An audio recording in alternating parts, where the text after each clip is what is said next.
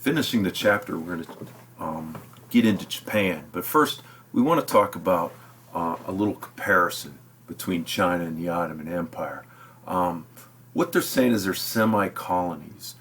Really, the Ottoman's not so much a colony, though it does lose much of its empire to European powers. For instance, the French in Algeria and Morocco, the British in Egypt, or the Austrians in the Balkan Peninsula. But and China, of course, is independent as well. Yet you now have spheres of influence, especially after the Boxer Rebellion. It really looked like China was powerless to stop the Europeans from making inroads. And not just the Europeans in China. Keep in mind, Japan is a growing imperialist power, as we'll get to in ensuing slides. So what they tried was what was called defensive modernization. So with the Ottoman Empire, you had the Tanzimat reforms, and with the Qing dynasty, you had the self-strengthening movement. But really neither led to industrialization. There were some, like for instance railroads or smaller industry, but nothing like what the Europeans of the United States saw, or Japan. This led to growing nationalism, this concept that, man, we are a great nation. At one time we were so far advanced, more dominant than the Europeans. There's no reason for us to be in this inferior position. And that led to a lot of issues. In China, it led to revolution. So, for instance, the Taiping Rebellion, which killed 20 million people, which was really a revolution against everything traditionally Chinese, like Confucianism and patriarchy, things like that. But in Turkey, or the Ottoman Empire, it's going to evolve more into the Turkey with the Young Turks. They were definitely nationalistic, but they wanted more secular modernism. The state rejected traditions of tradition, but popular survival. What they're saying there, first of all, you had two executives in the Sultan and the Empress of China, Shishi, and Sultan Abd al-Hamid of the Ottomans, who, at first kind of embraced some of this, but in the end tried to revert back to ultra-conservatism and sole power. It didn't work. In fact, both would be overthrown. So in the end, there was popular survival. Both are going to survive, just kind of in different ways. So what's going on in Japan? Why are they different? Well, when we last left Japan, we had talked about three great generals, Oda Nobunaga, Tokugawa Ieyasu, and Toyotomi Hideyoshi, who united Japan and ended the Ashikaga shogunate. So it created the Tokugawa shogunate, named after Ieyasu. And in this, you had a strong shogun who was like military ruler. They still have an emperor, but he's a divine figurehead. The daimyos were the feudal lords. There's like, 300 of them, let's say.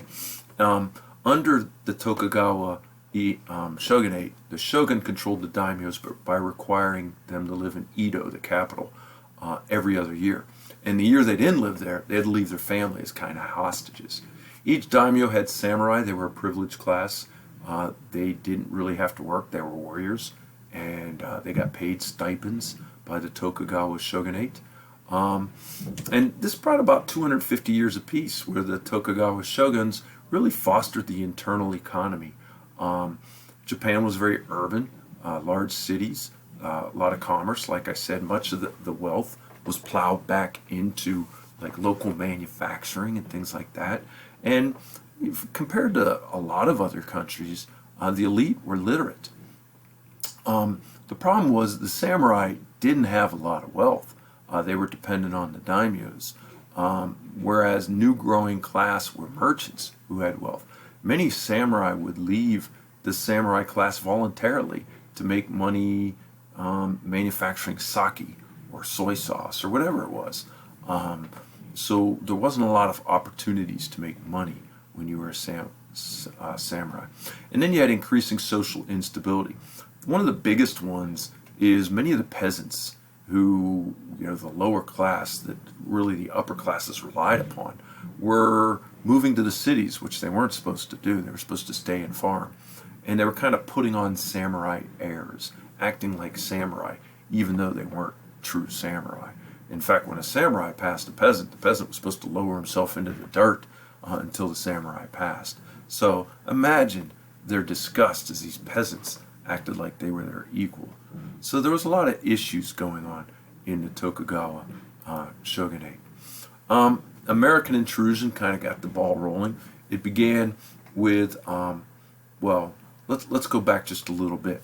If you remember, during the Tokugawa shogunate, they kicked out all foreigners and tried to ban Christianity. In fact, killed many of the Japanese who converted to Christianity and many of the Portuguese priests. But they allowed the Dutch to stay at the island of Deshima in Nagasaki Bay. Very important, Deshima, Nagasaki Bay. So they had basically two groups in Japan. The first group was called the National Studies Group, and they were very popular in the Tokugawa government. They emphasized the uniqueness of Japan. So they studied the native Japanese religion, Shintoism. They reinforced the social classes, the samurai, the emperor, the sacredness and divineness of him, the daimyos, and then the peasants at the very, very bottom. And on the other hand, you had the Dutch Studies Group. And the Dutch Studies were the ones that studied what was going on in Deshima. And they would let in certain things that they thought were valuable. Maybe we should adopt this medicine, or these clocks, or whatever, or decide, we don't want this into Japan. So anyway, in 1853, an American admiral by the name of Commodore Perry, Matthew Perry, rolls into Edo Bay and demands, first of all, you treat, like, for instance, a lot of American whalers had been shipwrecked, and some of them were executed, others were imprisoned. Treat our people justly. And second of all, we would like to trade with you. We want trading privileges. Well, the Tokugawa shogunate and the National Studies Group didn't want anything to do with these hairy barbarians and tried to tell them no, but Perry was willing to use, he was authorized to use force. And so eventually the Tokugawa shogunate had to kind of give in and sign some treaties with first the United States, and then when Britain or even Russia saw what was going on, they demanded similar privileges. So what resulted is a group of southern daimyos.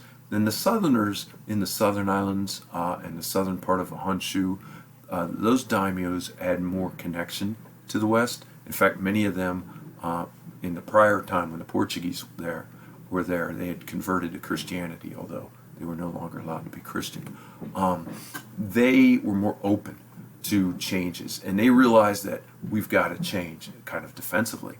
And so they began sponsoring the 15-year-old heir to the throne as the next emperor. And when he came to power, his nickname was the Meiji, or the Meiji actually is the way you pronounce it, which means the enlightened one. His name was Mutsuhiro. And so the Meiji Restoration is really a massive change that occurs in Japan.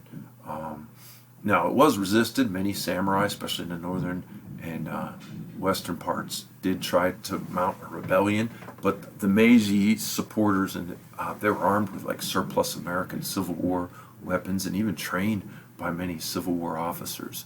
And these samurai were no match for the modern armies of the Meiji. So many big changes, totally revamps Japan and really turns Japan into a massive superpower. These are the black ships, steam powered. This is a Japanese depiction, kind of a scary thing. And there's the Americans coming, Matthew Perry, meeting with the Tokugawa shoguns. So what was this all about? Well, there's all kinds of reforms. We're getting rid of the feudal system and this whole peasant class. In fact, everybody's going to be a commoner. They abolished the samurai class. People in Japan still know, hey, we descended from samurai, but the class is gone.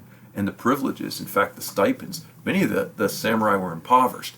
Though, know this, the samurai would find other ways to make money. Many of them entered into businesses. In fact, One of them founded Mitsubishi, which is a major company today. Many got into politics. Most of them found a home in the military. They redistributed the land, took it away from like the large landowners. They created more Western-style schools. I think one of the really interesting things that the Japanese did is they sent many of this displaced samurai abroad, and they said, "Go see, what we should be doing." Many came to the United States. Many came to Germany. Many came to Britain and France. And here's what I want you to get out of this. From Britain, what a perfect role model. I mean, Britain's an island. Japan's an island. How is Britain so strong? At that point, they were one of the strongest nations on earth because of their navy. So the Japanese would actually rebuild Britain's naval college brick by brick. The Japanese didn't even use brick, but they built this exact replica of Britain's naval college and hired Brit officers to come teach, and even bought in their navy, their first boats were British before they built their own. From the United States, many of their economic customs, business customs, although the Japanese samurai, I always find this funny, when they came back, they said they didn't like American women because they were too bossy. I mean, imagine that. I mean, boy, they read that wrong. Anyway, from Germany was the best political model. Germany had a Kaiser, like Japan would have an emperor. The Kaiser was really the head of the army, and that's what the emperor would be, and he appointed the cabinet. But Germany also had a parliament, the Reichstag, and so the Japanese would create what they called the Diet, which was a parliament. So that was a very, very big thing. Modern banking, a written constitution, you can see there it says like the Germans. Human rights and religious freedom. Emperor worship was really extensified. In fact, you really were taught that you owed your life to the emperor. So again, many of this stuff was modeled after the Brits. Now, not everybody, of course, liked this. And in fact, many poets like Yukichi, they would write that there was a real big change. Like, for instance, Japanese hairstyles were changed, and they didn't like that. Or Japanese style dress. They even started using Western toothbrushes. So this fascination with all things Western really made a lot of Japanese, especially the older generation, resent it. Like, what Japan isn't good enough for you, even though we're Japanese. So what they ended up doing is, as you can see there, selective borrowing, keeping certain Japanese traditions, certain Japanese cultures that they didn't want to abandon totally. So they're not just mimicking totally Britain or the United States or Germany. And here you can see Japanese railroads and more modern Japan, even their dress. So they're definitely changing. So new possibilities for women, although many Japanese women found work in, for instance, silk and textile manufacturing. They didn't really have political freedoms. State-guided industrialization, zaibatsus were like these huge industrial combines. Think of massive businesses that controlled, say, steel and shipbuilding, railroads, coal mining. And it was very difficult for peasants. I mean, they were told the slogan, enlightenment, education, or rich country, strong army. We need a strong army if we want to be rich. So they had to sacrifice if they were going to be powerful. And they would start building an empire. There you see the Japanese going to war. Japan would fight. Actually, they got almost equal status with the Anglo-Japanese Defense Treaty, where they were treated like an equal. They would beat China in a war over Korea, which legitimized their domination of Korea and Taiwan, which showed they were the new Asian superpower. And their big upset of Russia really put them on the scene. So they built an empire, and this won them admiration from the colonial world, meaning Philippines or other people looked at the Japanese and said, here's an Asian power that didn't get dominated. Like, for instance, the Indians, looking at how Japan did it kind of on their own. Russia really got saved by Teddy Roosevelt, who won the Nobel Peace Prize by negotiating a favorable deal for the Russians, even though they got their butt kicked by the Japanese in the Russo-Japanese War.